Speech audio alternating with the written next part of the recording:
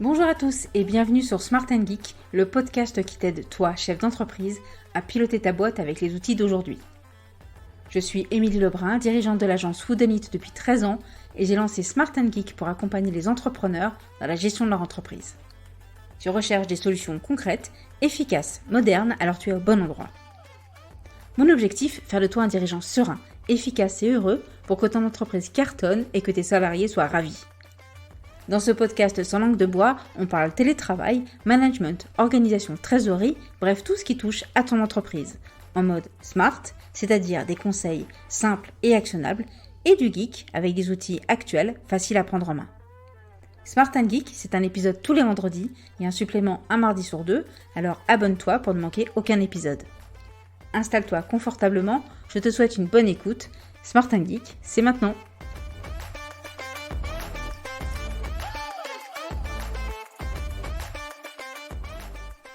Hello à toutes et à tous et bienvenue dans ce nouvel épisode du podcast où nous allons parler une nouvelle fois télétravail et notamment d'un ingrédient magique qui facilite grandement le maintien d'un lien avec les équipes en télétravail. Je vais vous parler du Chief Remote Officer, mais pas que. Nous allons surtout parler du jeu et de son importance pour créer du lien en télétravail. Pour cet épisode hors série, j'ai convié Eddy de l'agence Woodenit CSE / Customer Happiness / animateur du podcast / animateur télétravail, mais juste avant de lui laisser la parole, je vais prendre quelques minutes pour t'expliquer ce qu'est un Chief Remote Officer. Donc le Chief Remote Officer, le CRO, est généralement présent dans les grandes entreprises, au moins 100 salariés on va dire, qui ont une forte proportion de salariés en télétravail. Il va notamment être indispensable, en tout cas pour moi, pour les entreprises qui ont un fort nombre d'employés dans des régions, dans des pays éloignés, dans des fuseaux horaires différents et surtout dans des cultures différentes. On va notamment retrouver des CRO dans des entreprises où il y a une forte culture et dans les entreprises qui souhaitent bien évidemment maintenir cette culture positive et une vraie collaboration efficace malgré la distance. Clairement, pour une TPE ou une PME, mettre en place un CRO à temps plein n'est pas nécessaire et un investissement très clairement qu'on ne fera pas. Par contre, les missions du CRO doivent être, elles, confiées à plusieurs personnes pour garantir votre esprit d'équipe, une vraie cohésion et votre productivité. Ce qui est le cas par exemple de mon agence que nous avons pris en exemple aujourd'hui.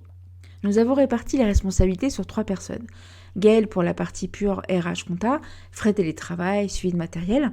De mon côté, j'assure la partie outils, politique, sensibilisation, communication, en collaboration avec Eddy.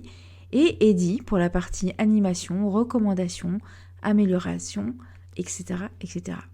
Clairement, avoir un CRO, ou dans notre cas 3, facilite le quotidien et il envoie aussi un message fort pour notre recrutement.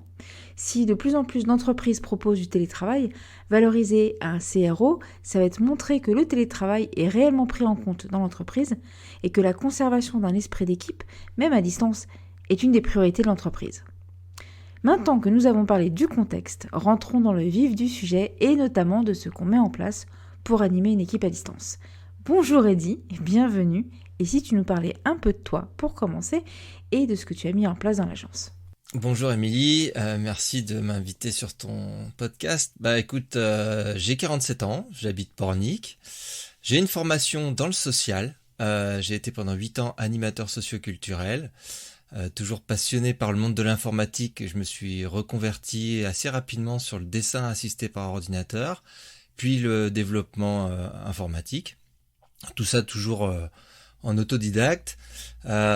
Ensuite, j'ai fini par créer, après plein d'aventures, j'ai fini par créer ma société avec des amis qui étaient spécialisés dans la conception de sites WordPress. Tiens. Et c'est comme ça que j'ai connu l'agence Woodenit et que j'ai rejoint il y a maintenant 3 ans et demi. J'ai aussi été animateur radio bénévole sur une radio locale, vendeur en boutique de jeux vidéo. Je fais beaucoup de sport, surtout du volley et de la course à pied. Je suis dans une troupe d'improvisation et j'adore les jeux de société. Donc, pour résumer, j'aime l'interaction et j'aime jouer, que ce soit sur un terrain ou autour d'une table.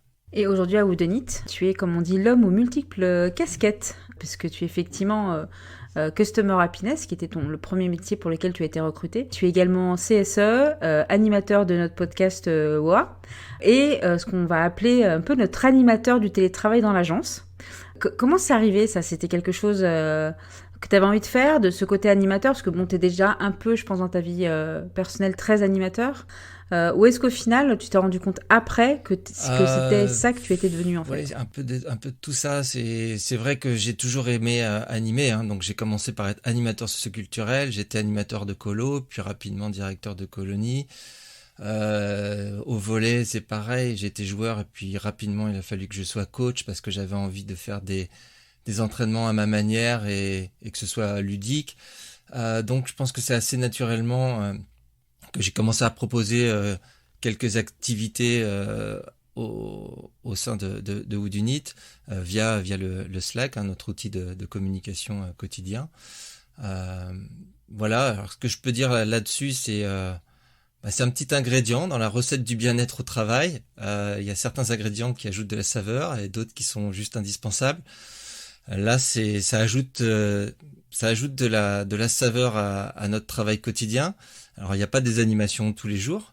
Hein. Ce que je mets en place, c'est des jeux, des challenges qui ont comme premier objectif de s'amuser d'abord, hein, partager autre chose que le travail, mais aussi de mieux se connaître les uns les autres, de découvrir des facettes des collègues qu'on ne connaissait pas, de créer des affinités.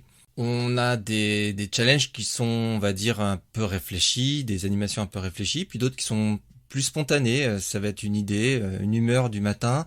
Dans les spontanés, par exemple, j'ai vu un générique de dessin animé qui m'a rappelé des souvenirs. J'ai dit, tiens, allez, chacun mettez le générique d'un dessin animé qui vous a marqué étant petit. Et puis ça engendre plein de conversations, des échanges, ah oui, mais toi, etc. Donc ça c'est super cool. Ça peut être très simple avec simplement l'avatar sur Slack, donc sur l'outil de communication. Mettez en avatar votre bonbon préféré, votre héros d'enfance, etc. Et puis des choses qu'on met en place un peu plus sur le long terme. On avait mis en place un random coffee. C'est un petit bot qui permet de proposer une pause café avec un collègue au hasard pendant un quart d'heure. Ça permet de discuter d'autres choses que du travail. C'était en tout cas le but. Et puis j'ai mis en place des concours photos.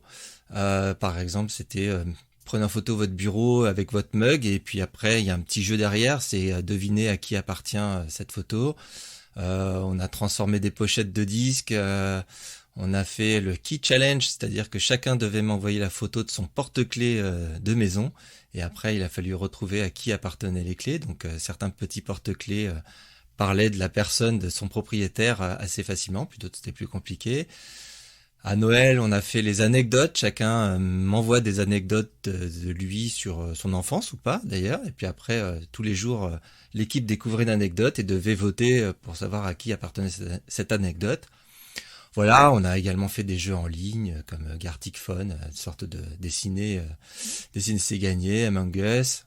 On fait des quiz, alors j'en profite pour dire que je suis pas tout seul à gérer les animations. J'ai des collègues qui m'aident, certains qui proposent des quiz, d'autres qui m'ont aidé sur les anecdotes. On a pu faire, et ça c'est grâce aussi à toi et puis à toute l'équipe, on a fait une murder party tous ensemble en ligne. Les Pères Noël surprises, voilà, tout ça, ça fait partie des animations qu'il y a tout au long de l'année. Est-ce que tu as une idée de pourquoi ça fonctionne? Pourquoi toutes ces animations, tous ces challenges, déjà pour toi, ça crée du lien entre les salariés. Et est-ce que tu penses que c'est grâce à ça que on sent qu'il y a un vrai esprit d'équipe dans l'entreprise et qu'au final, s'il n'y avait pas tous ces petits rendez-vous quotidiens, hebdomadaires, etc., il y aurait moins ce sentiment d'appartenance? Parce que moi, j'en suis persuadée. Mais toi, comment toi, tu le vois? Ce que je vois, c'est que quand on travaille à distance, il est moins facile de connaître les autres et aussi, surtout, moins facile de se faire connaître au final. On se fait connaître par une facette qui est celle du travail, de ce qu'on produit, mais quand on arrive au bureau et qu'on est habillé d'une certaine manière, coiffé, mal coiffé, etc., ça montre un peu aussi qui on est, dans quelle humeur on se trouve. Euh, et puis, on va plus facilement être à la pause café, discuter entre midi et deux, etc. Là, en télétravail, c'est pas forcément le cas, parce que on coupe à midi, chacun va manger de son côté, etc. Donc, on peut pas trop se raconter. Euh, on n'a pas toujours envie de se raconter, mais on a envie que les autres nous connaissent quand même. Et à travers les jeux, finalement, à travers des anecdotes, à travers mon dessin animé préféré, mon bonbon préféré, en fait, on se raconte aux autres et on se dévoile un peu. Et c'est le fait de se dévoiler aux autres, fait qu'on est plus intime et qu'on est une famille de personnes qui se connaissent, qui savent que un tel collègue a des enfants, a fait ça dans son enfance, a vécu dans un autre pays, fait tel sport, et puis du coup ça va ouvrir à de nouvelles discussions hors travail. Donc effectivement, je pense que ça permet aux salariés de vraiment mieux se connaître, notamment quand on a des nouveaux qui arrivent. Ça peut être intimidant parce que tu arrives dans une équipe que tu vois pas physiquement, tu as du mal à dire ok, qui est quoi, qui aime faire quoi, etc. Et c'est vrai que je pense que les challenges sont aussi un excellent, comment on dit, icebreaker pour voir un peu ok, quels sont mes collègues, et est-ce qu'il y en a certains qui jouent au même jeu que moi, qui ont les mêmes centres d'intérêt, et puis ça humanise vraiment des noms et des photos derrière un Slack. Et je me posais la question quand tu expliquais un peu tous ces challenges, est-ce que tu penses que si on avait des bureaux, partie de l'équipe dans un bureau et nous en télétravail, etc., est-ce que tu penses que tu ferais les mêmes animations, ou au final c'est le fait qu'on soit en télétravail, t'as ressenti qu'il y avait un manque, et du coup tu t'es dit allez, animons ça pour que justement ça soit plus fun. Je pense que si on était dans un bureau, personnellement je mettais en place également des jeux, mais du coup différents, parce que comme on est physiquement ensemble, on avait plus l'habitude entre midi et deux de sortir un jeu, une boîte de jeux, jouer ensemble, dire ok, allez ce soir on sort, on va faire du karting, on va faire quelque chose. Donc c'était d'autres types d'animations. Là j'en ai ressenti le besoin, effectivement, encore plus le besoin à distance, pour toutes les raisons qu'on a citées juste avant. Voilà. Vraiment le jeu en général, que ce soit à distance, et après faut l'adapter, mais que ce soit à distance ou en présentiel, le jeu permet vraiment de faire ressortir des facettes des personnes, et que même parfois même ces personnes-là ne connaissaient pas tout à fait avant de jouer, se dire finalement quand je joue je suis quelqu'un qui prend des risques, alors que peut-être pas dans le travail, peut-être pas dans la vie, je m'amuse même en perdant, je suis quelqu'un qui a envie de gagner. Enfin voilà, tout ça c'est très ressorte, que ce soit sur un jeu en présentiel ou à distance, encore une fois. Et à distance on adapte, le jeu où c'est juste de l'amusement, il n'y a pas de jeu, c'est-à-dire qu'il n'y a rien à gagner, il n'y a pas de règles, il n'y a pas de premier, pas de dernier. On adapte, il y a des petits jeux auxquels juste mettre l'avatar, ça permet de ne pas s'impliquer forcément dans un jeu, mais au moins on participe et on dit quelque chose de soi. J'insiste sur le fait que toutes nos animations, tous les jeux que je propose n'ont pas d'obligation, ne sont pas obligatoires, donc participe qui veut. Ça a très souvent beaucoup de succès, et la plupart des personnes participent. Je rappelle qu'on est un peu plus d'une vingtaine dans l'équipe, ce qui permet de faire des jeux sympas. Et puis parfois je propose quelque chose, il n'y en a peut-être que la moitié qui vont participer, c'est parce que les autres, soit ça leur parlait pas, soit ils n'avaient pas le temps, mais c'est que partie remise. Et en fait, la plupart des personnes avec qui j'échange sur un besoin d'avoir un responsable télétravail dans une entreprise, en première image, ils ont toujours ce côté hyper sérieux de la personne va être là pour la partie, j'ai envie de dire, matérielle, s'assurer que le salarié a bien les bons outils, bien les bonnes positions, etc. Et n'est jamais abordé création de liens d'un point de vue amusement-jeu. Et je pense que c'est en ça où tu amènes un vrai plus dans ce poste-là. Et également, ce qui aide beaucoup à avoir cette ambiance vraiment particulière dans l'agence à Woodenit, c'est que tu as amené vraiment ce côté jeu amusement, venez, on apprend à se connaître, non pas avec des choses très factuelles, très ennuyeux, très cadré, mais on va apprendre à se connaître avec des jeux. Et je pense que ça va faire partie des qualités qu'on devrait attendre d'un CRO. Est-ce que tu me rejoins là-dessus? Parce que tu as aussi une autre casquette dont on n'a pas encore parlé, tu es également CSE. Est-ce que pour toi, pour être un bon CRO, c'est bien aussi d'être CSE? Est-ce que c'est les mêmes qualités? Est-ce que tu es aussi fun quand tu es CSE? Quand je suis CSE, alors pour être tout à fait honnête, mon rôle de CSE, euh, je le prends très au sérieux, mais je mets très rarement cette casquette-là. Parce que je pense que les salariés de Woodunit n'ont pas grand-chose à dire ou beaucoup de revendications, ou alors ils ont peur de moi, mais je crois pas. Et justement pour rebondir là-dessus, bah, le fait d'à côté de faire l'animation et d'avoir plutôt un côté fun, je pense que ça, ça peut que rendre plus facile la communication avec moi. En tout cas, je le souhaite. De venir me parler, c'est-à-dire que je fais l'animation, je fais pas le clown non plus, donc on peut venir me voir et me parler sérieusement, et c'est déjà arrivé. Mais peut-être que le fait d'à côté pouvoir proposer des choses fun, bah oui, facilite ça. En fait, c'est un peu ma philosophie. Je suis en train de penser, même quand je donnais des cours de volley ou que je suis coach, c'est-à-dire qu'il y a un moment donné, il faut être sérieux, il faut travailler, il faut suivre des directives, mais j'apporte toujours du jeu. C'est ce qu'un entraîneur doit faire. C'est-à-dire qu'à un moment, si on s'amuse pas et que la personne elle est là que pour vous en faire baver ou pour aborder les sujets sérieux, bah pour moi ça va pas. Il y a un truc qui fausse la communication. Du coup, à quoi tu vois que ça fonctionne? C'est-à-dire, est-ce que tu t'es déjà dit, il y a des challenges, ça marche pas du tout, j'ai eu 2 participants, ça n'a pas fonctionné. Est-ce que tu sens qu'il y a des moments, on perd peut-être un côté esprit d'équipe et là tu te dis, ok, c'est le moment de relancer un challenge. À quoi tu arrives à... Parce que pour le coup, on se voit pas. Enfin, tu nous vois pas, tu nous entends pas, on est que sur l'écrit, sur le Slack. Même si on se voit une fois par semaine en réunion d'équipe, c'est pas la même chose. Euh, comment tu arrives à voir que ton animation fonctionne ou que là c'est le moment de recommencer? Alors voir que l'animation fonctionne, c'est effectivement de voir les participations, hein, tout simplement, et puis les échanges que ça engendre sur Slack, et c'est quasiment tout le temps le cas. Les gens discutent après entre eux, ont des anecdotes, etc.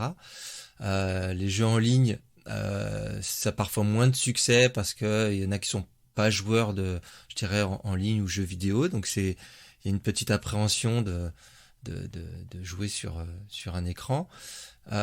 Pour savoir si c'est le bon moment, euh, j'ai pas de planning parce qu'il n'y a pas d'obligation de faire des animations. On pourrait rester plusieurs mois sans faire d'animation.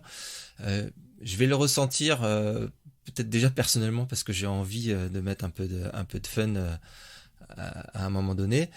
Ça peut être parce que il y a eu une grosse période de travail très chargée et je sais que si je propose un jeu à ce moment-là, les gens vont pas forcément être disponibles. Et c'est pour, je dirais, pas récompenser parce que j'en suis pas là pour ça, mais pour remettre un peu de légèreté après une période peut-être plus chargée. Et puis c'est aussi juste quand j'ai une idée. En fait, voilà, j'entends quelque chose à la radio, dans un podcast, je vois quelque chose qui me fait penser à un challenge ou une idée et je me dis tiens, allez, je mets en place. Et puis c'est la surprise de début de semaine, voilà, un petit mot dans le Slack qui lance un jeu. Et puis c'est vraiment la surprise pour tout le monde parce que personne n'est au courant quand le challenge va popper. C'est toujours la surprise de quel va être le challenge. Et je suis en train d'essayer de me rappeler quel était le challenge qui a le plus fonctionné, où il y a le plus eu de participants. Je pense que les clés, ça avait bien marché, de mémoire.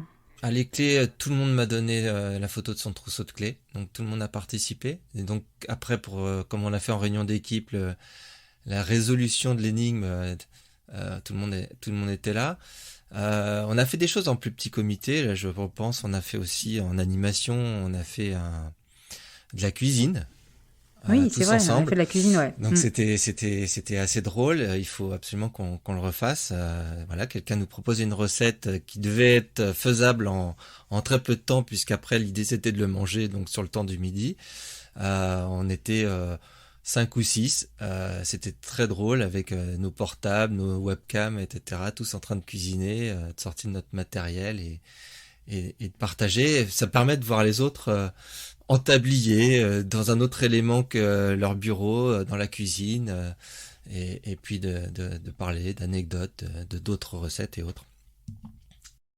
T'as une idée du temps que ça te prend par semaine ou globalement d'animer? Est-ce que tu as l'impression que c'est beaucoup de travail ou au final tu arrives à avoir des idées applicables assez facilement et donc du coup au final c'est un peu de temps investi pour un bénéfice Ah, immense? c'est peu de temps pour un bénéfice immense. Ça, je peux tout de suite le dire.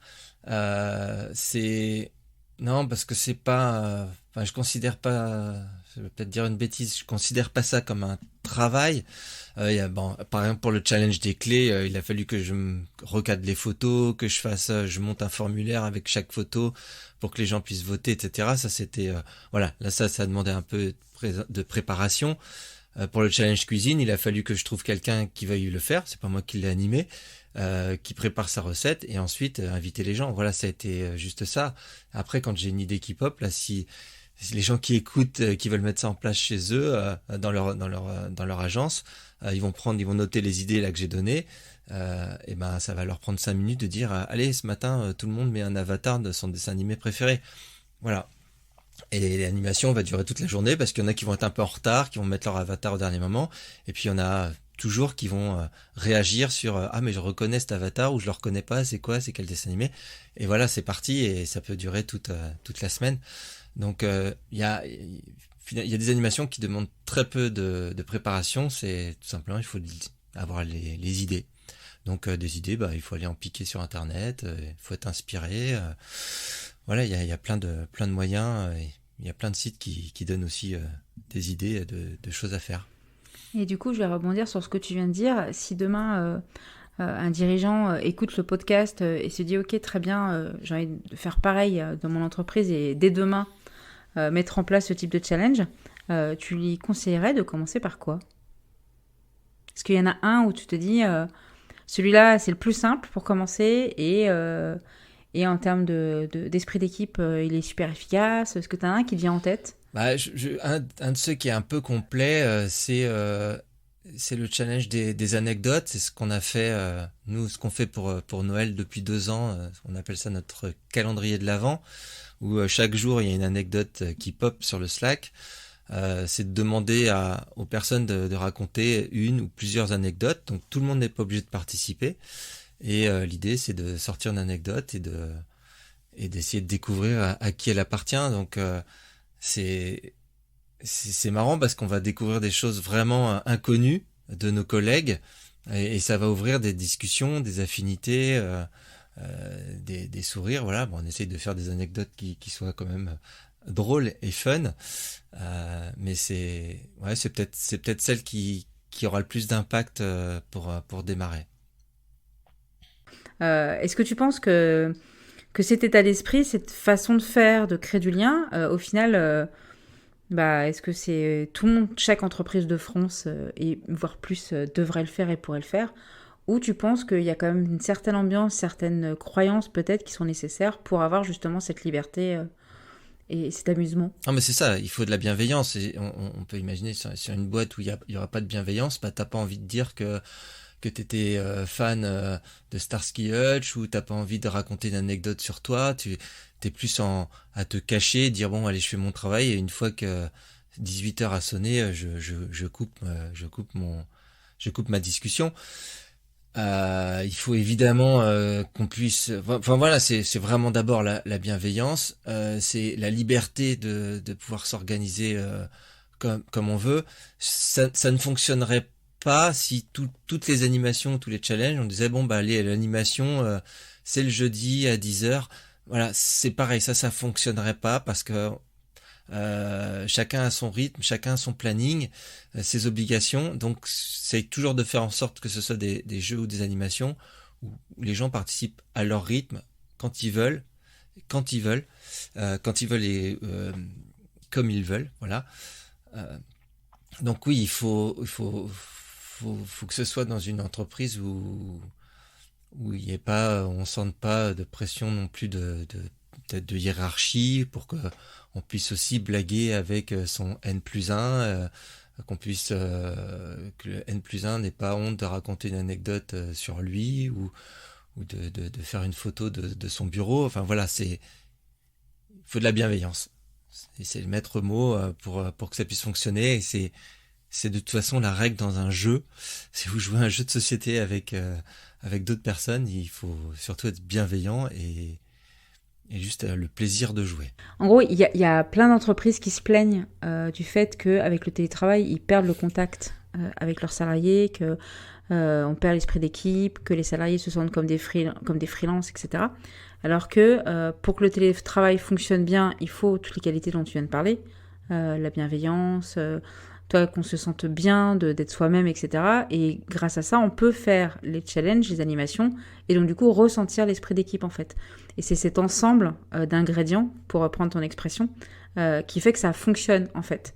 Et que si on fait du télétravail en mode forcé ou en mode sans confiance, et qu'on est là effectivement à fliquer ses salariés et qu'on n'est pas là pour s'amuser, ça peut pas marcher en fait. Parce qu'on a besoin de ce côté un peu fun qu'on a, et c'est ce que tu disais un peu au début, qu'on a au départ dans les bureaux, parce que le soir on va aller boire un verre, le midi on va aller faire une pause jeu, voilà, c'est comme ça qu'on crée cette complicité.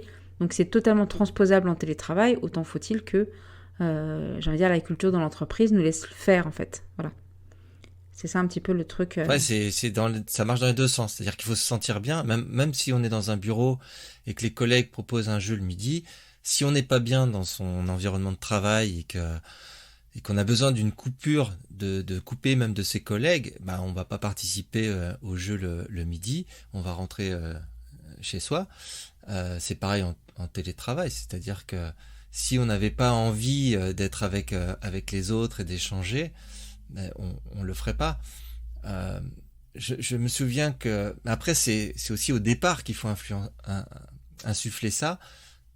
Moi quand j'étais directeur de colonie, quand je recrutais mes équipes d'animateurs, la première chose que je faisais quand je les faisais tous venir dans mon bureau, c'était un jeu.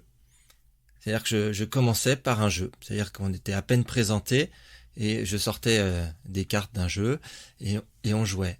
Et bah, après 1 heure de jeu, c'était voilà, on se connaissait presque. C'était plus facile de dire bon allez maintenant on sait ce que c'est que des règles, on sait ce que c'est l'animation et on était parti pour moi on parti de bon pied. Donc si une boîte n'a pas cet état d'esprit, même sans faire de jeu, elle peut commencer à faire des animations pour essayer de mettre ça en place, mais ça peut être plus compliqué. Il faut, je pense, essayer de mettre cet esprit assez rapidement en place, en télétravail ou en présentiel d'ailleurs, c'est pour moi la même chose. Et comme tu disais, toutes les animations, tous les challenges ne sont pas obligatoires. Donc il y a des salariés qui vont participer de leur plein gré et d'autres qui vont jamais participer. Du coup, ceux qui participent jamais, est-ce que eux se sentent loin de l'esprit d'équipe au final? C'est-à-dire que si je ne participe pas à ton challenge, du coup, je vais me sentir éloignée, je vais me sentir pas dans effectivement dans cette famille. Ou est-ce qu'au final, il y a d'autres choses aussi qui contribuent à cet esprit d'équipe qu'on peut notamment connaître à l'agence, d'après toi? C'est sûr que quelqu'un qui participerait jamais, et là en tout cas c'est pas le cas chez Woodunit, il y en a qui participent beaucoup moins, mais qui participent quand même. Bah on a d'autres manières de s'exprimer que le jeu. Voilà, on a notre réunion hebdomadaire où à la fin certains vont dire tiens moi j'ai lu tel bouquin, on fait quelques recommandations sur des séries, des films qu'on a vus, un jeu auquel on a joué. Donc là on n'est pas dans de l'animation ni du challenge ou autre, mais c'est encore une manière de parler et parfois on a découvert certains collègues qui étaient nouveaux dire bah voilà, moi j'ai lu tel livre, puis voilà, tout d'un coup ça nous ouvre des horizons en disant tiens, il lit, il s'intéresse à tel sujet, ben on va penser à lui la prochaine fois qu'on abordera ce sujet. Donc ne pas participer au jeu pourrait faire que qu'on se sent pas dans l'équipe, mais je pense que c'est parce qu'on se sent pas dans l'équipe qu'on fait pas les jeux. Voilà, plus dans ce sens-là. Après, à vous de faire les jeux de proposer des animations qui peuvent inclure tout le monde. Donc il y a parfois des jeux qui vont pas inclure tout le monde. Je parlais tout à l'heure des jeux vidéo en ligne, par exemple. Tout le monde n'a pas envie d'aller dessiner ou quoi. Mais on va proposer d'autres choses plus abordables, plus faciles, sur d'autres thématiques. Si demain je propose un challenge ou un jeu sur les livres, la lecture, je sais aussi que je vais en perdre quelques-uns parce que c'est pas leur dada. Mais voilà, ça va permettre à d'autres de dire tout d'un coup, ah tiens, il y a quelque chose c'est quelque chose qui me parle. Et je vais dire ce que je pense, je vais dire ce que j'aime et je vais partager. Et aujourd'hui, on arrive à le faire avec une équipe de presque 25 personnes. Est-ce que tu penses que c'est transposable à beaucoup plus grand? C'est-à-dire que, admettons, un dirigeante d'une équipe, je ne sais pas, de 50 personnes, de 100 personnes nous écoutent. Est-ce que ça fonctionne de la même façon? Ou est-ce qu'au final, ça fonctionne sur des plus petites équipes? J'ai envie de dire 5-6 jusqu'à peut-être 30. Et qu'au-delà de ça, il faut passer à un autre type d'animation. Qu'est-ce que tu en penses? Alors je pense que déjà on se tromperait si on voulait absolument avoir un résultat. C'est-à-dire, bah alors moi j'ai une entreprise, j'ai 50 salariés et je veux savoir si les animations fonctionnent ou est-ce que les gens ont un taux de participation. Voilà. Je pense que le fait que ça existe tout simplement, que certaines personnes y participent, peut-être pas d'autres, c'est un résultat en soi. Ça montre qu'on propose autre chose que le travail, que c'est ouvert, que c'est bienveillant. Donc le fait de le partager, que ce soit une petite entreprise ou une grande, je pense que c'est bien. Évidemment, après on va adapter les animations. Je vois pas le Key Challenge avec 50 personnes et 50 photos de porte-clés. Voilà, je sais pas. On y passe la semaine. On y passe la semaine et puis il faut un minimum se connaître les uns les autres. Voilà, quand on voit un porte-clés avec un ballon de rugby, ben on sait qu'on pense à tel collègue, bien que on peut se faire on peut se faire avoir. Tu peux te faire avoir, tout à fait. Voilà, Ça nous est arrivé. ça nous est arrivé. Mais donc ça veut dire que bah déjà on se connaît un peu, donc ouais, on adapte les animations. Mais si vous lancez dans une grosse boîte de 50 en disant bah, votre couleur aujourd'hui, vous mettez votre couleur préférée, ou vous vous habillez tous en jaune, vous mettez votre avatar, tel truc, c'est pas compliqué, c'est accessible à tout le monde, participent ceux qui veulent, et puis c'est à force de voir les autres jouer, se dire ah j'ai pas participé, ils ont l'air de s'éclater, ah encore une deuxième animation, ils se marrent, ils font que d'échanger, je me sens un peu en dehors du truc, allez la prochaine fois j'y vais et je participe et je m'amuse. Donc, C'est aussi, c'est aussi quelque chose à valoriser parce que j'en parlais un peu en introduction en expliquant que le fait d'avoir un CRO dans une entreprise peut montrer que justement l'entreprise a mis en place des choses concrètes concernant le télétravail. Donc valoriser ces challenges, même comme tu disais, qui est peu de participants, va de toute façon contribuer à montrer une certaine dynamique, une certaine culture de l'entreprise. Et d'ailleurs, je me rends compte qu'on n'explique pas, et je pense que c'est la première fois qu'on est aussi transparent sur nos animations dans l'agence. Il me semble pas qu'on en parle sur notre site ou qu'on ait déjà fait un post là-dessus sur LinkedIn. Mais en tout cas, je pense qu'on devrait, en tout cas, peut-être communiquer davantage là-dessus pour nos futurs recrutements, pour expliquer qu'on a une vraie politique d'animation pour nos équipes. Bah écoute, j'ai écrit un petit article qui est coté... qui est au chaud, qui attend plus qu'à être relu. Ah bah, excellent, t'as vu, j'y pensais, tu l'as déjà fait. Ouais. Si c'est pas formidable. On parle de travail, mais il faut s'amuser. Ce que je veux dire, c'est qu'il faut s'amuser. Moi, je m'amuse à le faire et j'ai juste hâte de voir les autres participer. Ça, c'est mon plaisir. Donc, je pense que si on le fait sans plaisir, avec une obligation, bah, ça marchera moins bien. Je pense qu'il n'y a pas à démontrer que le jeu apporte énormément de choses. Je sors du cadre du travail, mais dans l'éducation des enfants, j'ai pu jouer avec des enfants handicapés, j'ai pu jouer avec des enfants, des personnes âgées, tout âge. Le jeu, ça fait vraiment évoluer. Ça apprend des choses de la vie. Donc, il faut s'amuser, amusez-vous. Depuis quelques années, on a la gamification plus ou moins bien utilisée, mais à peu près dans tout ce qu'on fait. Faites ça, vous allez avoir un badge. Faites comme si, au bout de 100 points, voilà, pour les applications de sport, pour les applications d'achat, il y a ce côté jeu parce que ça fonctionne. C'est une réalité. On aime bien participer, obtenir des récompenses, qu'elles soient fictives ou non. Et voilà, on a certains collègues qui sont très joueurs et qui sont contents d'être premiers ou d'avoir tout bon au quiz. Et voilà, c'est quelque chose qui fait plaisir et tous les autres, ça leur fait plaisir de participer. Donc, non, apporter ça fait partie des ingrédients qui apportent du plaisir à venir travailler. Merci beaucoup, Eddy. Merci, Émilie. Une dernière chose avant de partir, abonne-toi pour recevoir les prochains épisodes et pense à donner une note, notamment sur Apple Podcast, ce qui va me permettre d'être plus visible et à des auditeurs de découvrir ce podcast. À très bientôt!